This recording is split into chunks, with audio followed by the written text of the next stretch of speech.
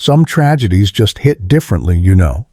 In the summer of 2022, Kayla Hamilton, a young woman with her whole life ahead of her, was killed in a way that still haunts the people who knew her. A lot of folks think her death could have been prevented. This is Kayla's story. She was a caring daughter, someone who faced real challenges, and now her life raises some hard questions about how safe we really are and who's responsible when things go wrong. Just a heads up, this discussion involves violence and loss. Thanks for tuning in. Today we're talking about a case most people haven't even heard of, but it started a serious conversation about the rules meant to keep us safe. We're looking at what happened to Kayla Hamilton, a 20-year-old white woman from Maryland whose murder pushed lawmakers to rethink federal policy. If you care about stories that actually change things, you'll want to hear this one. Go ahead, like and subscribe if you haven't, and let's get into it. So, who was Kayla Hamilton? She was 20, living in Aberdeen, Maryland, and on the autism spectrum, high-functioning as her family put it. She was the kind of person who always tried to see the best in everyone. Her mom, Tammy Nobles, said Kayla trusted people easily.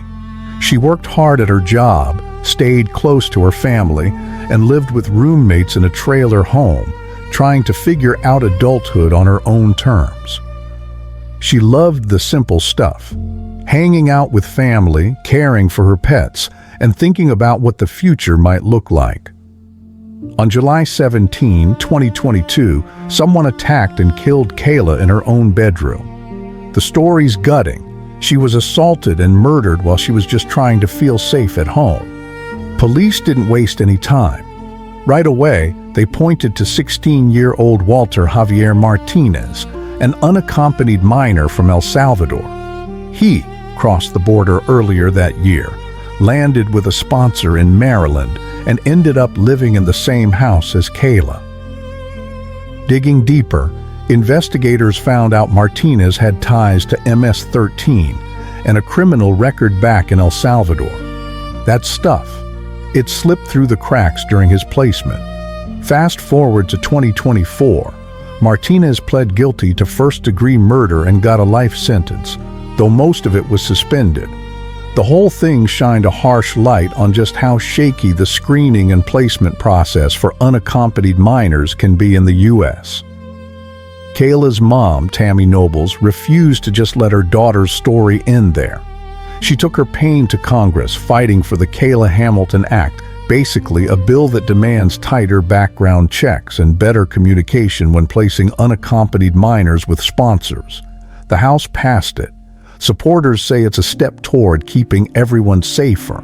Critics worry about the bigger picture. But for Tammy, none of that noise matters. To her, this never had to happen. This was preventable. Apprehended by Border Patrol, crossing illegally into the U.S. Martinez stated that he was 16 years old and feared gang activity in his country in El Salvador. As an unoccupied alien child, Martinez was granted access into the United States with no background checks or vetting. Homeland Security did not verify the sponsor and allow Martinez to go live in Frederick, Maryland.